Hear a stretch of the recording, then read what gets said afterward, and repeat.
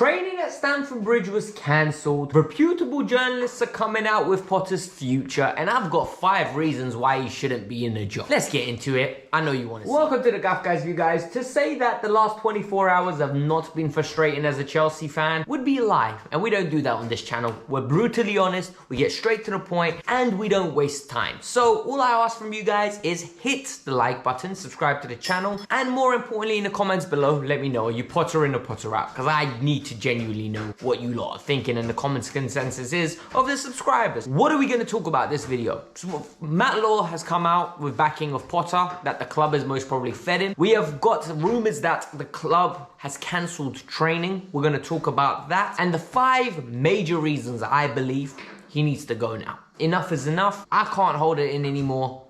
I am frustrated. The club needs to make a change, and Bowley and Iqbali need to... Let me just bring you up to speed with what's going on. Alright, so the club at this moment in time has gone uber-side. They've only just, literally around about an hour ago, posted something on Twitter. Normally, we get the conventional, we go again, we're gonna do this, we're gonna do that, you know, spur of the moment. Our admin loves his Twitter fingers, he loves them. But he's gone silent. So everyone started adding 2 and 2 together.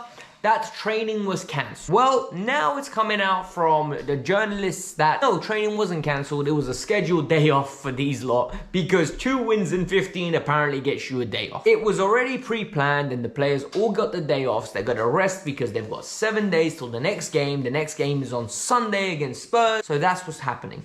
Yesterday, straight after the game, we had 2 people come out. Ben Jacobs and Matt Law. Both of them with the same rhetoric. Todd Bowley, Iqbali are firmly behind Graham Potter. They believe that he's the right man for the job. They believe that sacking him is premature. And they believe that this is going to be the wrong time to make a change because he has not had time to implement his decision. This stinks. This decision here stinks. They're kicking the ball down, the can down the road to make a decision at a later date for something that we all know is coming. I've got 5 major reasons why he should be sacked. And these are not emotional reasons. These are not angry reasons. These are just reasons that I sat down, I thought about, I've came up with good examples of why with evidence to back it up. And then we talk about it. So, and this is the most blatant one you're gonna hear. 2 wins in 15 games. This is Chelsea Football Club. And 2 wins in 15 games would get you to sack at a relegation battling side, let alone at a team that's got aspirations of making the top 4. And God forbid I say, win the Premier League one day. So when you go 2 games in 15 of it is pathetic. It is beyond compare. It's unfixable. He has lost the dressing room, evidently, because the players are either downing tools or they're just horrible. And I don't believe they are horrible. Horrible is when you win 1 or 2 games in 6. Horrible is not 2 games in 15. This is a clear indication the players are no longer playing for him. This run has been preposterous. We've had a break in between.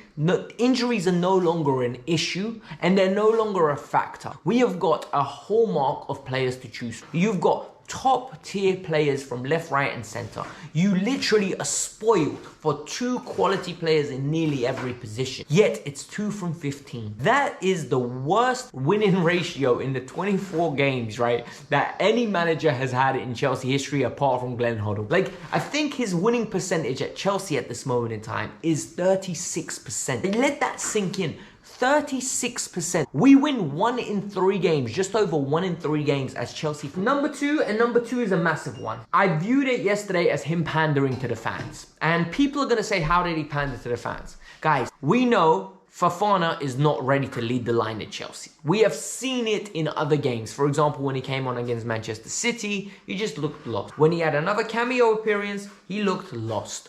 And the reason he hasn't been playing recently is because Potter doesn't believe in it. Potter rates Kai Havertz. It's actually very evident to see. The number of times he always goes back to him, and Kai actually does not let him down from an overall link-up play. Maybe goals and assists, he lets him down. But the other elements, Potter liked. But yesterday, we got something all the fans were calling for. A lot of fans, not me, I didn't want to see it. A lot of fans were calling for Fofana has to start, Havertz needs to get dropped. Guess what happens?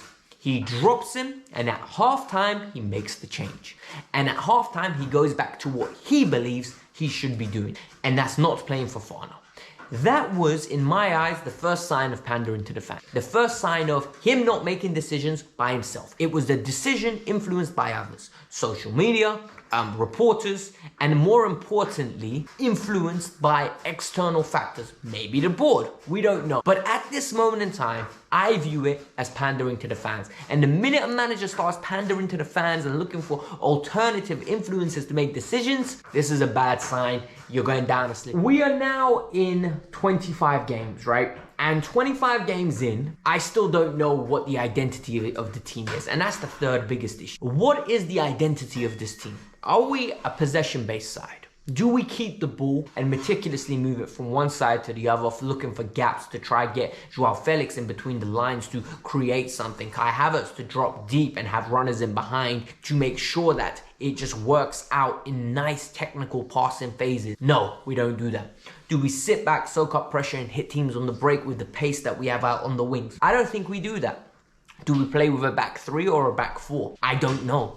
I genuinely do not understand what kind of midfield options we're going for. Are we going for an Enzo Fernandez who's a regista, or more of a box-to-box with a partner that accompanies him? One week as Ruben, another week as Gallagher, another week as Kovacic. All three of those players are extremely different players, and I'm not understanding the value of having so much observation of the same thing over and over again. Like, he's looking at these players every day in training, yet we're not seeing any patterns of play that will make us happy.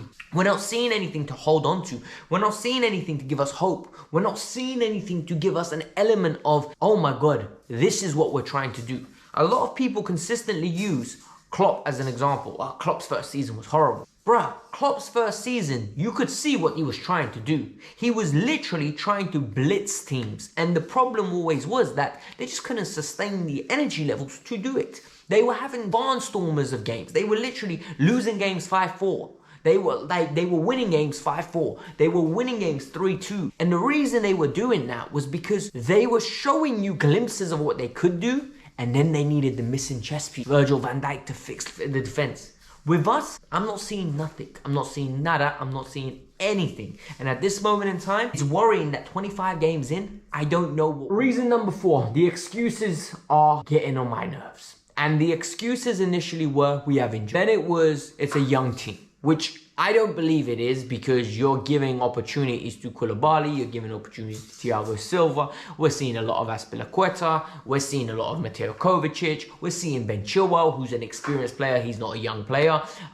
They're all in the almost Mason Mount, Kai Havertz, 23, 24. Not young players, in my opinion. They're like the players that have been in and around the squad. They're not 19-year-old kids, 20-year-old kids that are starting out their careers. So I find it very difficult to hear that kind of excuse. But yesterday, he said Southampton had time to prepare for this game, and more importantly, they have a settled squad, a settled lineup, and this is what happened. Southampton don't have a manager. Southampton at this moment in time have an interim. How could that be possible that you're using this as an excuse? Southampton are 20th. These excuses are not acceptable, and these excuses, in my opinion, are going to cost him his job, because these excuses have already triggered a few players. A few players apparently have been reported to have a word with him. I don't know which names were the players, but apparently it was senior members of the squad. They believe that at Chelsea, some of the excuses Potter's been using is unacceptable, and it cannot happen because you're lowering the standards.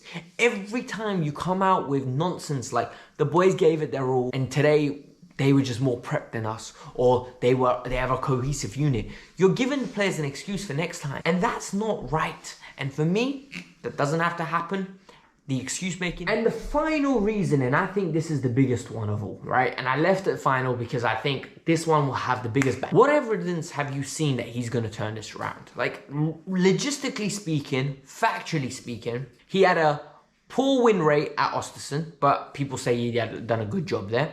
He went to Swansea and he went to Brighton. At Brighton, he had a 31%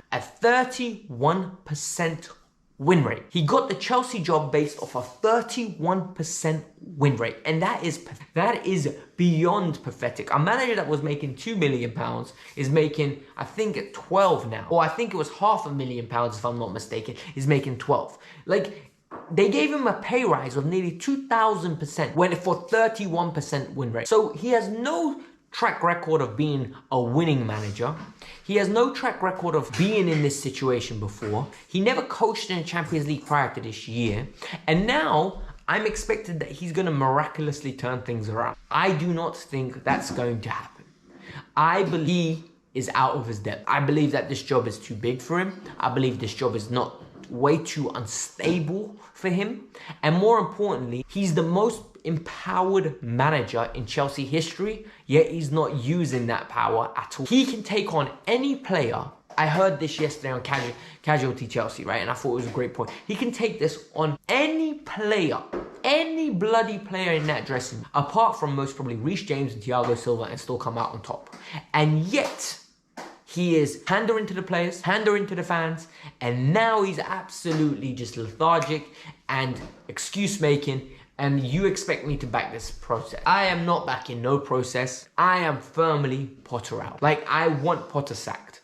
And the manager that comes in next, well, that's a video for another day and we can discuss the options then. But at this moment in time, I genuinely think we need to freshen up. Maybe even an interim would make a better difference. But this was the Kavkas View. I hope you lot enjoyed the video. I hope you lot liked some of the points I made. And even if you didn't agree with the points I made, I hope you're going to be respectful in the comments below. Hit the like button, subscribe to the channel. Let me know your thoughts.